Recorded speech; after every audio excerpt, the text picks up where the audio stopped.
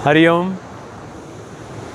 एक बहुत प्यारा सा श्लोक है, रात्रिर्गमिष्यति भविष्यति सुप्रभातम भास्वानुदिश्यति हसिष्यति पंकजाली इत्थं विचिन्तयन्ति कोशगते द्विरेफे हा हन्त हन्त नलिनीं गज उज्जहार।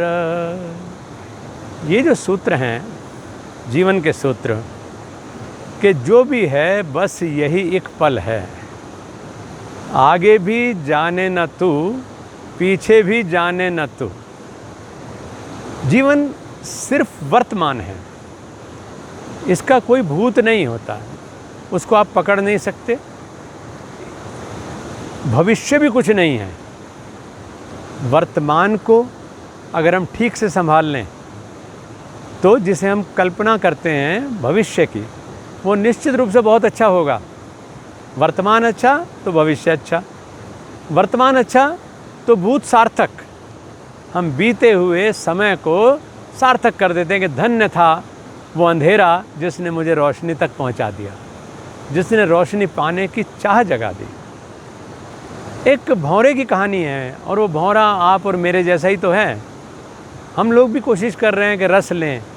ये अलग बात है कि रस की सही पहचान हम नहीं कर पाते, जीवन भर नहीं कर पाते। हम उसे रस समझते हैं जिसका परिणाम विषाक्त होता है, जहरीला होता है, और थोड़ी सी कड़वाहट लेना नहीं चाहते जिसका परिणाम निश्चित रूप से आनंद में है। नीम नहीं खाना चाहते, बर्गर खाना चाहते हैं, गलत है। तो वो भौरा फूलों की पंक्ति देख रहे हैं। यहाँ मैं प्रकृति की गोद में बैठा हुआ हूँ,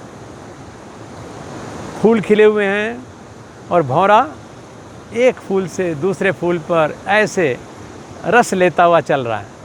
उसको पता भी नहीं चला कि रस लेते लेते कब में को शाम हो गई।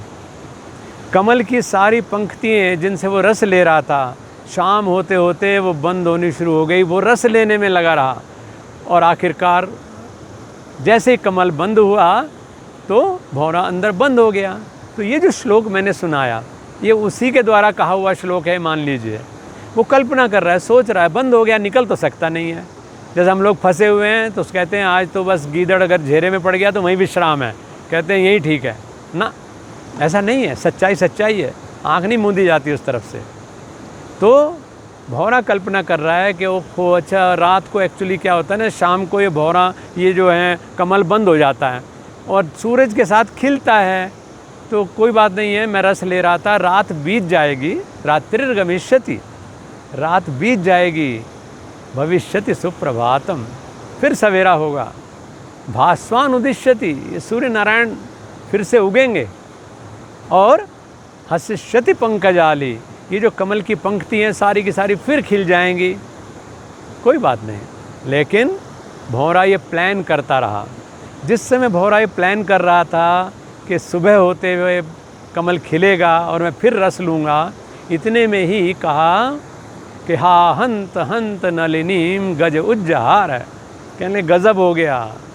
इतनी देर में ही एक हाथी आया और उसने कमलिनी को जड़ से ऐसे पकड़ के उखाड़ के फेंक दिया। भौरा उसमें बंद ही रह गया। तो ये काल का जो हाथी है वो तो हमारे साथ चलता है, किसी भी समय दबोच सकता है हमको, कहीं भी विराम लगा सकता है।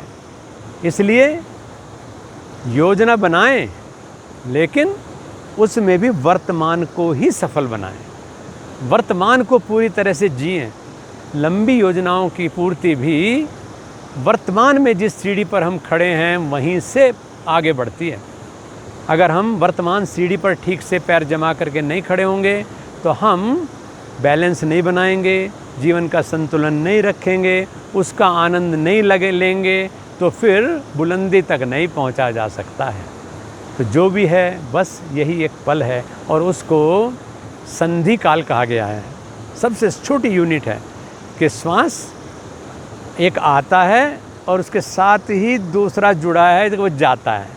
यानी श्वास का आना और जाना, इन दोनों के बीच में जो एक बहुत छोटा सा पॉज है, वो है वर्तमान का सबसे सुंदर स्वरूप। कि हम उतने कहने एब्सोल्यूट की बात छोड़ें, एब्सोल्यूट को पाना है तो फिर मॉलिक्यूल को ठीक से समझना पड़ेगा।